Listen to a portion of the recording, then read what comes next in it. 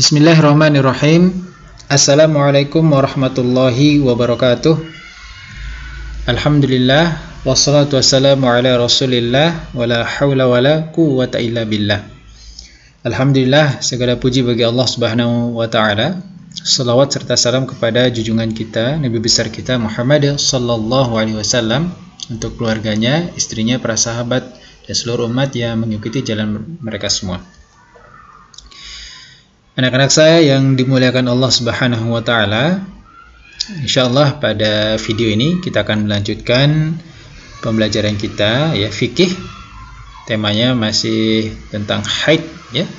Dan insyaallah kita akan bahas pada pertemuan kali ini adalah hukum dan tata cara mandi wajib setelah haid, ya.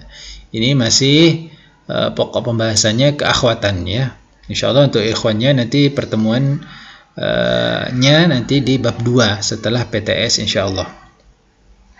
Baik, anak-anak saya, mandi wajib atau biasa disebut dengan mandi besar ini adalah harus dilakukan ketika kita junub, baik itu ikhwan maupun akhwat, ya. Jadi ketika junub atau hadas besar, kita harus mensucikan diri dengan mandi besar. Kemudian di sini apa sih hukumnya? Ya, hukum mandi setelah haid adalah wajib. Saya ulangi, hukum mandi setelah haid adalah wajib. Ini tidak boleh juga diulur-ulur waktunya. Jadi apabila misalnya waktu haidnya selesai, misalnya di pukul 10 atau pukul 11, ya, maka si akhwat tersebut harus segera-segera mensucikan diri dengan mandi besar supaya dia mendapatkan sholat zuhur. Jadi termasuk dosa, ya, termasuk dosa ketika udah selesai haidnya tapi dia mengulur-ulur waktu. Ini termasuk dosa karena dia dengan sengaja meninggalkan sholat. Jadi ini tidak boleh.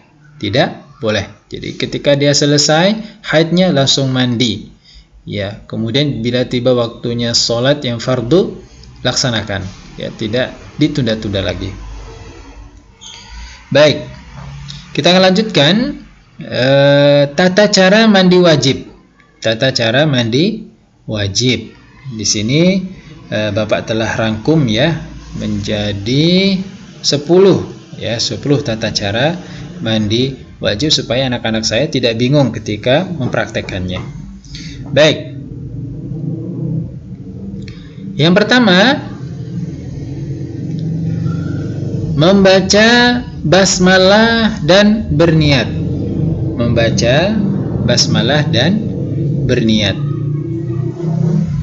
Jadi baca basmalah dulu, kemudian niatnya apabila ingin dibaca silahkan. Apabila cukup dalam hati, ya tidak apa-apa juga.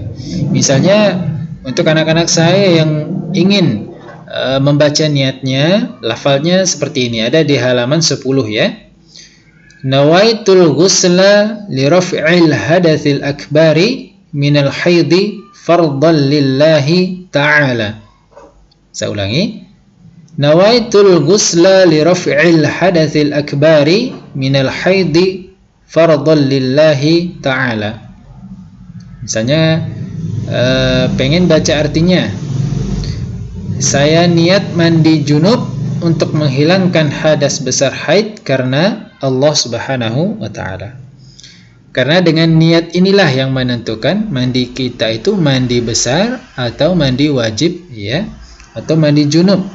Ya, jangan sampai lepas, jangan sampai lupa, ya. Ketika mandi wajib, ketika mau hendak melaksanakan mandi wajib, niatnya diperhatikan. Niatkan dalam hati, ya, bahwa anak-anak saya ingin mandi wajib. Atau supaya lebih mantap lagi, silahkan dibaca niatnya, ya, yang tadi itu, nawaitul ghusla li raf'il hadatsil akbari minal haidi fardhan lillahi ta'ala.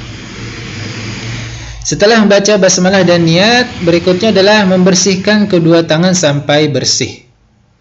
Ya, bersihkan. Ya, silahkan pakai sabun cuci atau sabun mandi atau sabun tangan, silahkan. Ya, dicuci tangannya sampai bersih, sampai tidak ada kotoran lagi.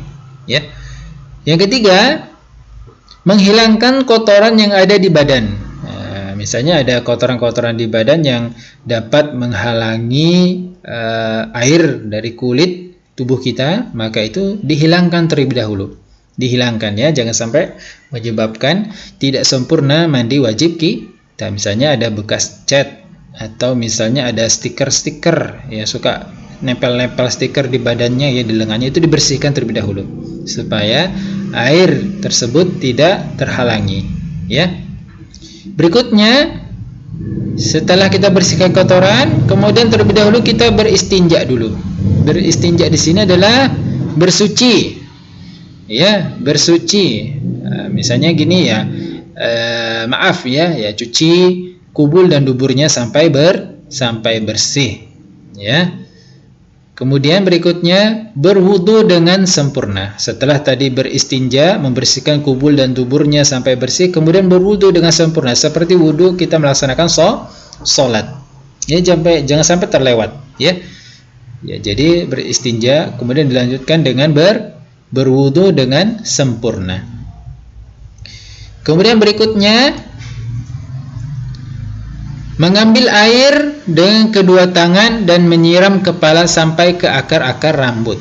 Ya, mengambil air dengan kedua tangan dan menyiram kepala ya sampai ke akar-akar rambut. Jadi kita ambil air tuh. Kita ambil air dari bak mandi atau dari gayung ya. Kita ambil air, kemudian kita siramkan kepala ya, kemudian kita siram kepala sampai ke akar-akarnya sambil kita remas-remas dulu kepalanya ya, supaya rambutnya kena semua dengan air ya. Kita istilahnya kayak seperti orang keramas gitu ya, tapi ini keramasnya dengan air saja. Ambil air terlebih dahulu dengan kedua telapak tangannya, kemudian siram kepalanya ya sampai merata ya, sampai merata. Kemudian barulah kita mengambil air, kemudian kita mengguyur kepala kita sebanyak 3 kali. Sebanyak 3 kali dari kepala. Ya, udah rata dari kepala sampai ke badan. Setelah 3 kali, dilanjutkan lagi dengan apa? Mengguyur air ke anggota badan bagian kanan. Ya, 3 kali. Setelah kepala tadi 3 kali, kemudian dilanjutkan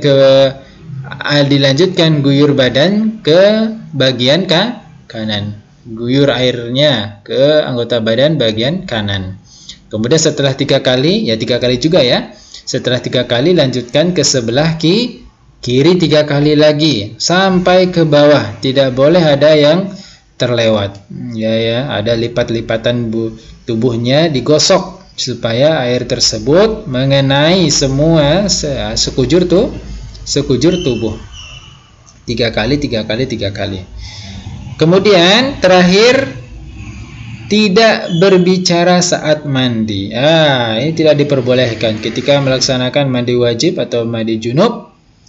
Ya, ini ngobrol terus. Itu tidak boleh ya. Jadi ketika melaksanakan mandi ini lakukan dengan khidmat. Lakukan dengan baik ya, tidak boleh sambil ngobrol atau bercakap-cakap ya. Jadi seperti itu, mudah kan?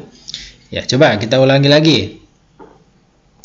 Jadi yang pertama adalah apa? Membaca basmalah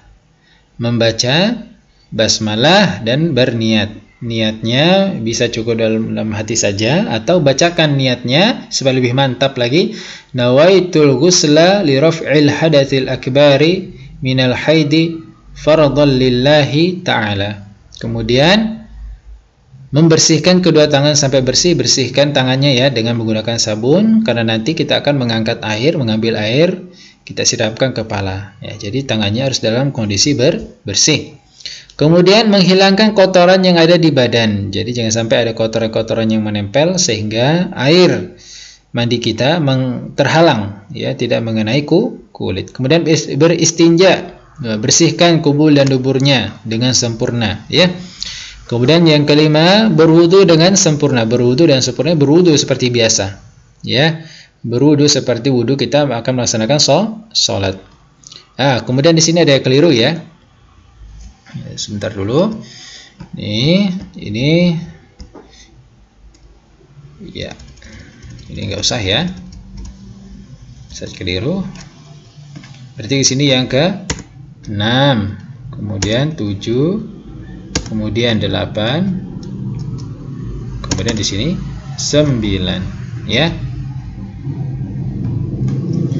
Ya, jadi mengambil air kemudian dilanjutkan setelah kita berwudu, mengambil air dengan kedua tangan dan menyiram kepala sampai ke akar-akar rambut. Jadi kita mengambil air, ya, dengan menggunakan tangan, kemudian kita menyiram kepala kita sambil diremas-remas, ya, seperti orang keramas, ya. Kemudian setelah selesai menyiram kepala, kemudian dilanjutkan dengan menyiram kepala menggunakan cidukan air gitu, ya, sebanyak 3 kali. Kita ambil air yang banyak, kemudian kita siram kepala kita dari atas sampai ke bawah, ya, sebanyak 3 kali. Kemudian dilanjutkan, setelah kepala dilanjutkan mengguyur air ke anggota badan bagian ke bagian kanan. Jadi jangan dahulukan yang kiri. Ya, disunahkan kita mendahulukan yang kanan kita ketika kita melakukan hal-hal yang baik. Kemudian setelah yang kanan, kita lanjutkan menyiram lagi anggota badan kita yang bagian kiri 3 kali juga, ya. Kemudian ketika mandi, lakukanlah dengan khidmat, ya, ini tidak berbicara, tidak ngobrol-ngobrol, ya, tidak sambil nyanyi-nyanyi, ya, tidak diperbolehkan. Nah, setelah 9 rangkaian ini kita laksanakan, ya, maka pelaksanaan mandi wajib kita telah kita laksanakan dengan baik. Kemudian setelah itu kita mandi biasa, pakai sabun, pakai sampo, ya, seperti biasa kita mandi biasa, ya. Jadi ritual mandi